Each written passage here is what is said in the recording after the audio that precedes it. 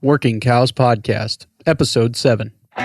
Welcome to the podcast that gives producers a platform to discuss and share paradigm-challenging practices. Practices that have increased the effectiveness of their operation and the joy that their families have received from this lifestyle.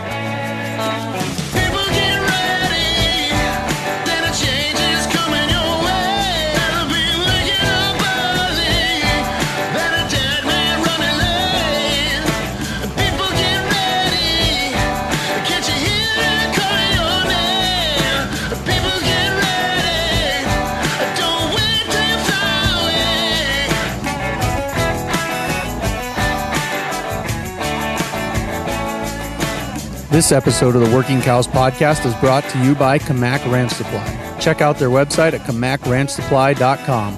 They understand the needs of ranchers and farmers, whether you need to take care of your livestock, horses, or even building supplies. They have everything you need to work your cows, whether that be the chute you work them through, the water you bring them to, or the tools you use to make them go up that chute a little bit faster. So check out their website at kamakranchsupply.com. This episode is also brought to you by ChrisWilliamsAudio.com. If you're a musician, podcaster, or filmmaker, making your product sound great is crucial. Don't settle for audio that's less than professional. No matter what type of audio service you need, Chris Williams and his team have got you covered. Head on over to ChrisWilliamsAudio.com for all your audio production needs. As I introduce Episode 7, I wanted to just take some time to talk to you about some of the networking opportunities that we have built into the Working Cows platform. Obviously, at the show notes page for each episode, this episode's show notes page will be workingcows.net/7. We always make it the actual number of the episode and workingcows.net/. So this is episode 7. Aaron Berger was episode 6. Fernando Falomir will be episode 8. There's a comment section there where you can go and start a discussion. The episodes also get posted to Facebook and Twitter. You can hit me up there and join in the discussion. You can like the Facebook page, facebook.com/workingcows. You can like that. And I wanted to take this opportunity to make you aware of some of these networking opportunities because my guest today is himself a networker. Josh Sybesma and I sat down and recorded this episode at the 100th Annual South Dakota Farm Bureau Convention. And every time Josh and I were standing somewhere together, he would turn to the person who was there with us and say, "Hey, have you heard about the Working Cows podcast?" So he was doing everything he could and more than he probably should have to help me network there, and I really appreciated it. So I just wanted to take some time and make you aware of this, and I hope that you enjoy this discussion with Josh Sybesma. He's from Platte, South Dakota, and they're doing some unique things there in a small space with quite a few head of cows, and if you pay attention, you can kind of figure out what they're running in that space, and I just wanted to put this out there before you. But do take the opportunity to network with us. You can contact us through the website, workingcows.net/contact.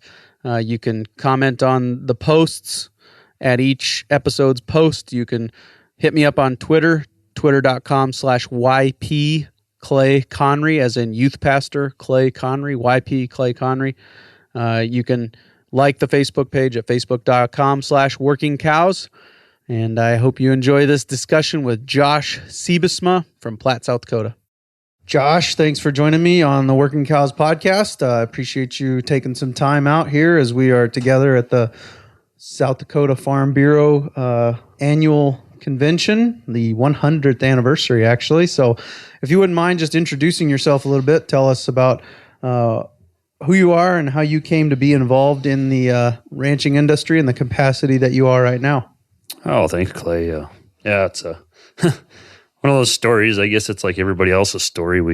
I started out of high school, went to school for diesel technology, and up here in Sioux Falls, worked for John Deere construction equipment company up here in Sioux Falls for about 4 years, and finally got sick and tired of, I guess you say, corporate America, and decided it was time to maybe head back to the farm. I always grew up on the farm, helping Dad and whatnot, and you just finally got to the point I was sick of living the lifestyle I was living, and just felt like God had called me. It's time to go home, and so we packed my bags and I moved home. And I guess that's where my journey started long before that, but that's where the farming journey started. And yeah, that's kind of where I'm at now. Been farming with Dad for 7 years now. Any other siblings involved? Nope, just me and my mom and dad and my wife when she can, and kind of keeps us busy. We got 2 kids, so it's always always hard to get out with her, but she enjoys coming out and helping me. So Sure. Yep. It's great to have them around and able to be involved at home with the kids and involved in the production side when they can too. Yeah. So what is your production? What are you guys producing there on your farm? Well, we've got a feedlot. That's kind of Dad's deal.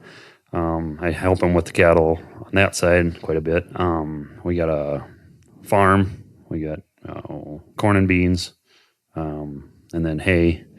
And then I do a lot of custom farming, do a lot of planting for guys, do a lot of combining and whatnot. I kind of started off as a custom combining operation, and it's just branched into a planting deal. Keeps me pretty busy on the farming side of things. And then on top of that, we built a shop back in 2011. Like I said, I'm a diesel mechanic by trade. I love to fix, and so that was one of the things Dad did when a year after I moved back home, is that we put up a heated shop, and we've done a lot of projects in that shop for the farm. Whether it's working on the equipment, working on, I'm even bringing in equipment from other people, doing custom, as a mechanic for them guys. So Sure.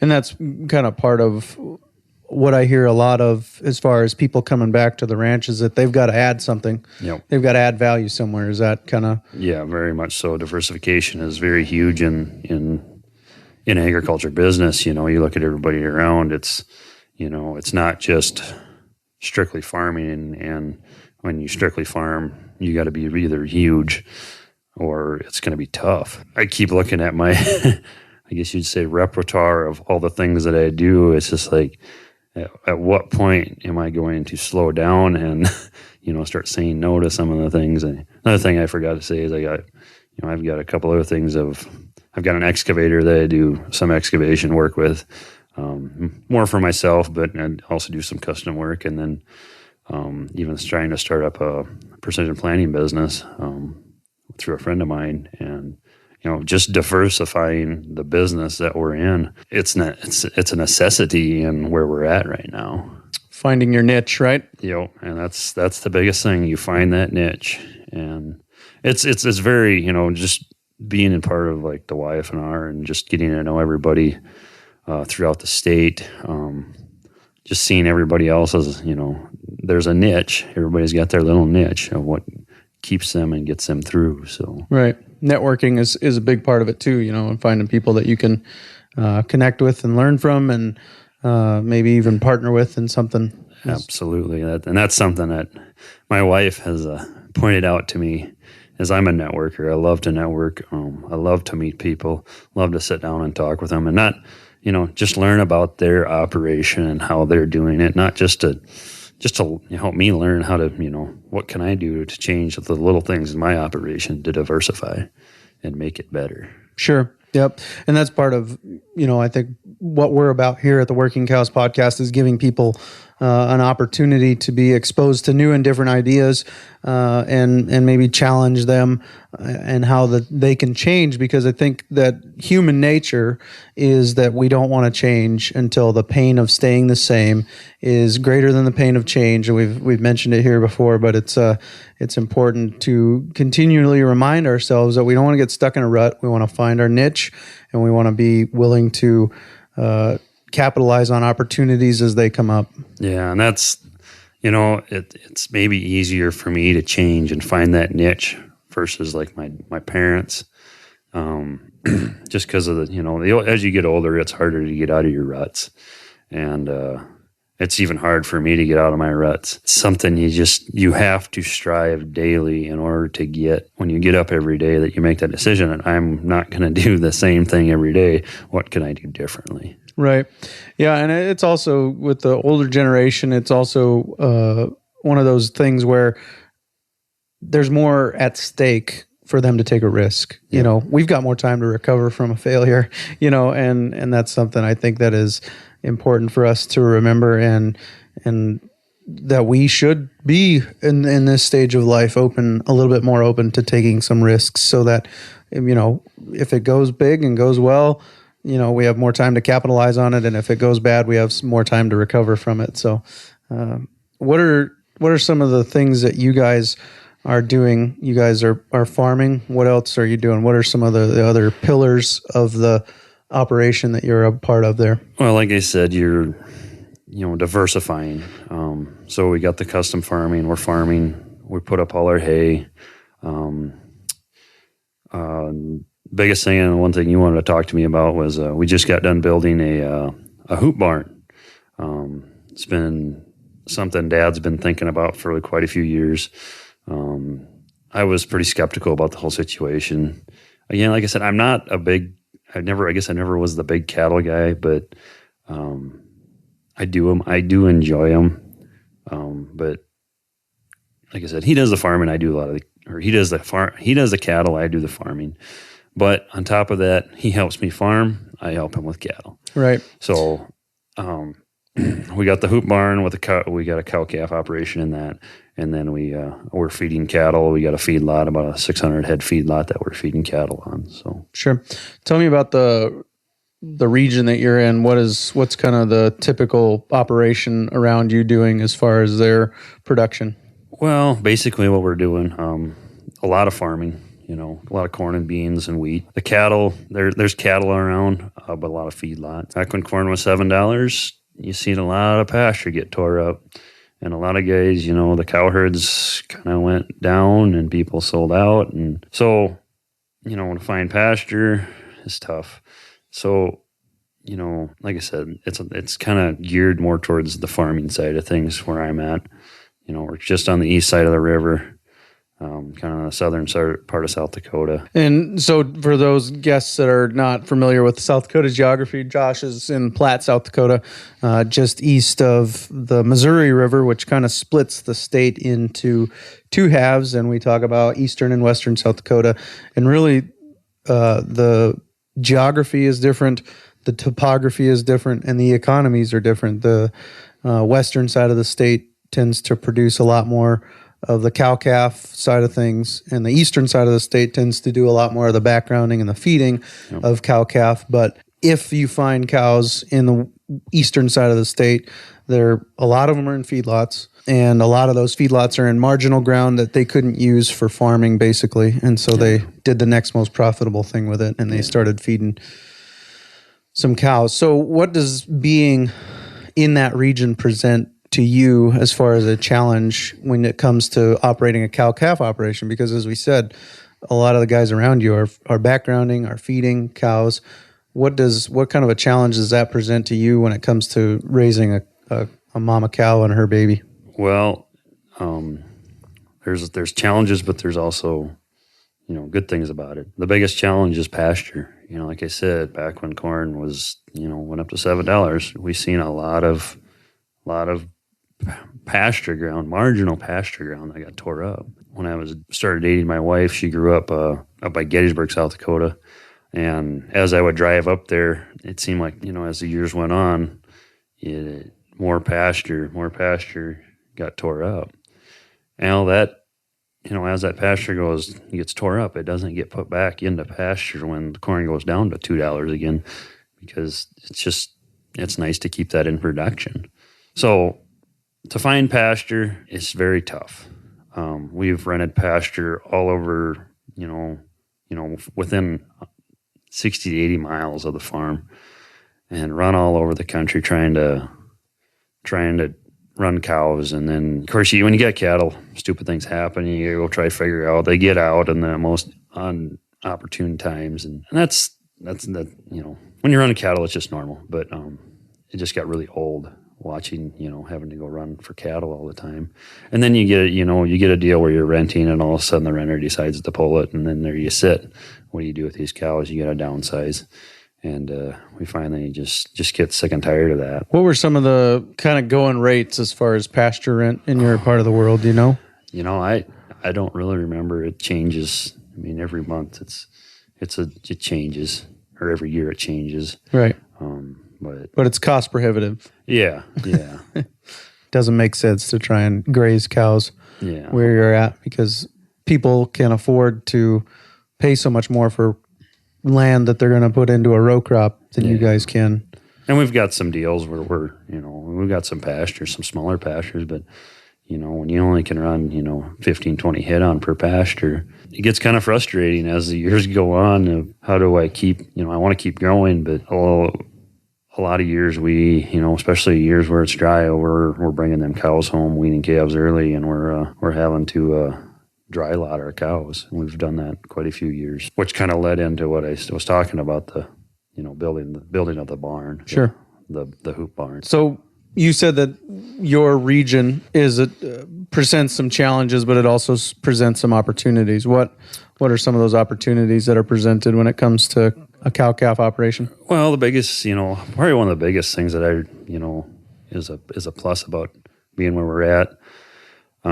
We have a lot of fall grazing, especially when you get a good fall, a winter that holds off. We're running corn stalks pretty heavy.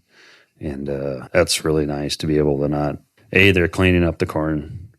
They're tromping the stalks down into the field. They're starting that composition, and they're returning the organic matter back into right into the crop, into the ground again. Those are the kinds of things and it takes a lot of pressure off, because you don't have to feed them quite as much, and they're getting supplemented in the corn stalks, and we run them on bean stalks as well. Sure. Some of the best thing for a field is to get a ruminant on it and get them processing that. And we had a couple episodes ago, we talked to Paul Youngnich from Alberta Ag and Forestry, and he made the point that their urine is urea. It's fertilizer. It's nitrogen that you're putting back out there. Yep. And it's a lot cheaper than it is going over that with a tractor. So a lot cheaper. So anytime you can get those little mobile fertilizer units out there and let them do the work for you, it's better that way as well. So the crop residue is a big advantage in the fall, and talk about how you guys are realizing that advantage. Well, just being able to go in there and plant it. Me being the farmer in me, it's so much nicer to go in there. You don't have near the stalks, and we actually go roll our fields into the spring before we plant. It's saves on tires and saves on wear and tear, but also gets the rocks down. But the material that is in a roll or a graze field is so much less versus a non-graze field. And I haven't done any soil tests, to see, how much of a difference it is. But I mean, I would say that it's helping some. Right. So sure. So we are going to take a quick break and thank our sponsors. When we come back, we're going to get to this issue of the hoop beef system that they have put in there on their operation. We're talking with Josh Sybesma, and we will be right back. This episode has been brought to you in part by ChrisWilliamsAudio.com. If you're a musician, podcaster, or filmmaker, don't settle for audio that's less than professional. Head on over to ChrisWilliamsAudio.com for all your podcasting, music production, and film audio needs. All right, we're back with Josh Sybesma. We're talking about some of the advantages and the opportunities and the challenges of trying to be a cow-calf operation in a place that is dominated by row crops and farming. And we've talked a little bit about this idea of a hoop beef system. And for a long time, when I was first hearing about these, there were people talking about putting up hoop barns. And we have Hutterites here, and I couldn't tell if they were talking about putting up a hoot barn or a hoop barn. And then I got to hear a presentation on the hoop beef systems, which we will link to some pretty informative YouTube videos regarding those in the show notes page at workingcows.net/7. Workingcows.net/7. We will link to some information on the hoop beef systems and some of the things that we've been talking about here today, in connection with soil health and grazing corn stalks and some of that stuff. But if you want more information on any of that, check out workingcows.net/7, and we will get you pointed in the direction of some of those resources. But let's get to the hoop beef system. What is a hoop beef system? Let's just start out base level and define it. Well, a hoop beef system is it's a 44 by 400 foot barn hoop structure. And this is what the product that we bought from Hoop Beef. They are a company that designs barns for cows. So it kind of started off as Dad has been looking into this. And it kind of, he kept mentioning, I think we need to do something like this. I think we need to do something like that. Well, I kind of, okay, whatever. Well, finally he come to me and says, hey, I got a guy coming to talk to us about this barn. We had a neighbor that put one of these up and seemed like he was doing all right with it. So we went and looked at it, and it was really, really interesting that day when we went over there. It was kind of half rainy. It was the spring of the year, one of them cold 35-degree days. We're all bundled up in coats and whatnot, and we walk over there, looked at the cows, and the cows were standing in there dry. They weren't warm because it's once you get in and out of the barn, it's about the same temp, but they were like dry, comfortable, and enjoy where they were at. So kind of back to what it is. It's a structure. The barn itself, like I said, is 44 feet deep and then 400 feet wide or long. We've got 10 different pens in there. The bunk is on the outside underneath the eave, and then you have what they call the drover's alley and then the pack. So the drover's alley is 15 feet. The pack is the rest of the way. What I mean by pack is we blow hay, straw, corn stalks into the back of the barn for bedding. It's what they call a pack barn. We have our cows in there. Like I said, the feed bunks are outside. We go feed them there. And then the drover's alley, that's where they stand. That's cement. They can get water right there. We actually clean that drover's alley 2-3 times a week. Depends on what the humidity is for the year or for the week. Anyways, that's kind of what the gist of it. Them cattle are in there all year long. We can hold about 20 head per pen. We calve them out there. They're bred in there. Them cattle don't leave. Well, that's what we're here to do at the Working Cows podcast, is give people a place to share paradigm challenging practices. And that is a paradigm challenger for sure. So one of the things that was brought to my attention when I was first exposed to the hoop beef system or hoop barns in general, now there are some things I think that as far as I know, make hoop beef systems somewhat proprietary in their product, as far as they're the only ones offering it in the format that they offer it. But there are lots of people out there that do different types of this system. So they're similar, but they're, everybody's got their little, it's again a niche, right? We talked about, and Yep. And so when I was exposed to it, what was pointed out to me was that the difference between what a cow needs if her coat is dry and what a cow needs if her coat is wet. Can you talk about that a little bit? Oh, again, I'm still new, getting new about it. It's a totally different way of feeding cattle. Cows out in the pasture, you bring your load out there and you dump the whole thing out. What they get. They go out and scour around for more. They just keep eating. In the barn, it's a limit. It's a limit feed. I mean, a cow can eat and eat and eat and eat and eat. In the barn, I don't want that cow to eat and eat and eat and eat, because the more she eats, the more she craps. And the more she craps, the more I got to clean. But back to your comment about, being dry. Who likes to stand out in the rain? What happens when you're cold and wet? You feel like crap. You get sick. In the barn, you don't have that. Them cattle stand there when it's raining out or snowing out or it's blowing out, and they're just kind of standing there like, this is good. Stuff like that. It's a different way of feeding and looking at cattle. There's no wrong and there's no right per se about it. But. Sure. Yep. It's just you adapting to your environment. Yep. You guys are in a place that's challenging to find grass to lease. And I think that, where I'm at in Western South Dakota, grass isn't like easy to come by, but it's easier to come by than it is in Eastern South Dakota. Yeah. And so, you got to you still got to do all the work of finding it and keeping up a good relationship, but we can find grass if we have to. In eastern South Dakota, sometimes it isn't there. Yeah. And if it is there, it's too dang expensive to use. And so you guys adapted to your situation and you found something that would work. So this keeps cows dry, keeps cows happy, and you're feeding them. What about ventilation? I think that's some of the concern that you're going to hear from people who are aware of confinement type operations. What about ventilation? How about the actual ground that they're standing in? What's that look like? Like I said, you clean the front drover's alley out. That's cement. The pack, is we're blowing in straw, and we do that about 3-4 times a week. You try to keep that as dry as you can, but yet, they still stomp it down. They still eat it. But it's a nice, when they lay down, they enjoy laying down there. So it's not wet. It's not like they're standing in 10 inches of mud all the time.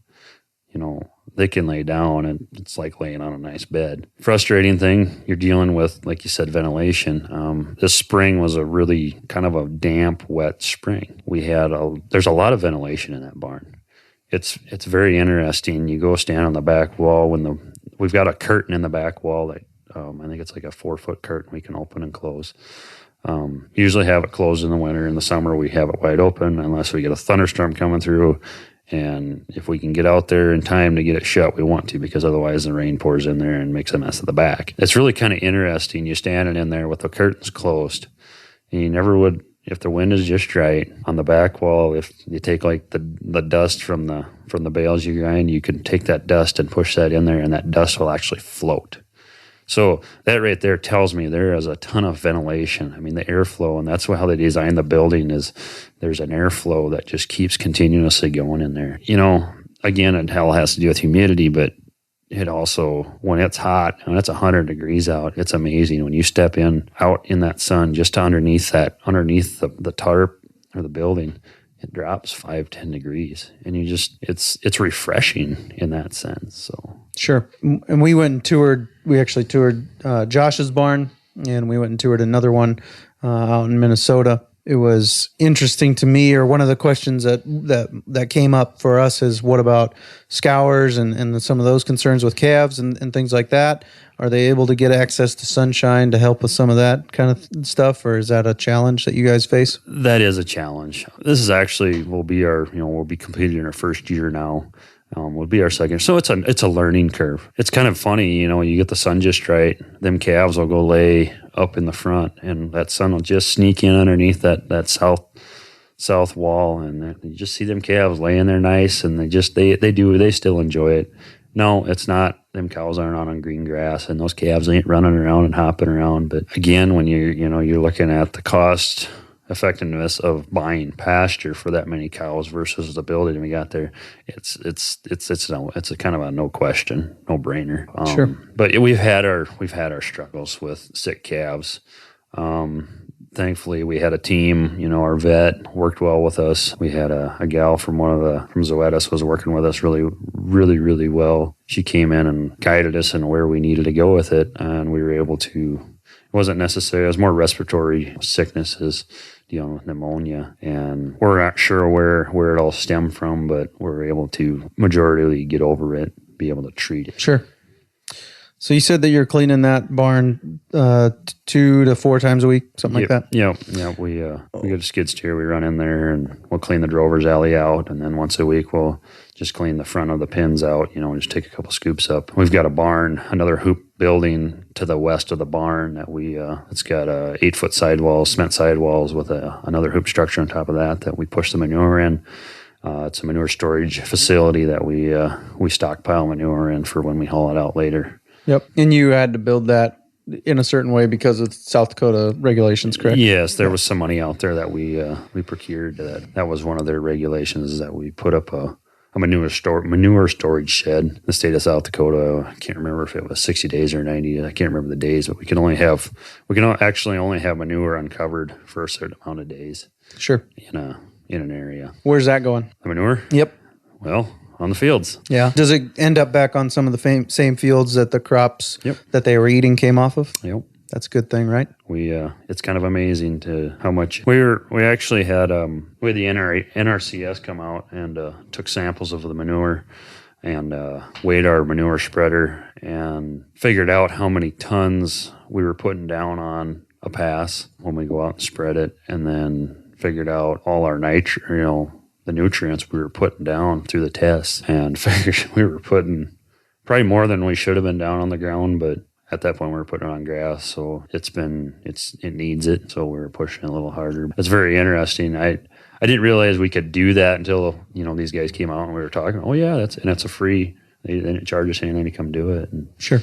But we scaled the manure spreader with a load on it, and then we went out and spread it, measured everything up. They had their formulas. It took a couple of days, but they got it. Sent me all the paperwork back. So, nice. And that right there is a huge cost saver for going out and buying fertilizer from town and putting it down on the ground. Yeah. So, and we're not going to be able to cover all our ground with it, but you keep moving. If you can't just keep spreading it on the same place, you got to go, move it all over we've got a section there to work with. We're getting to those places that hasn't had manure spread on it probably ever from, when my grandpa owned the place. Yeah. Yep. And I it goes back to just that key element of being in this industry is adaptability, and you guys have found yourself in a challenging situation from a cow-calf perspective where you're at, and you guys have found a way outside the box, as it may be,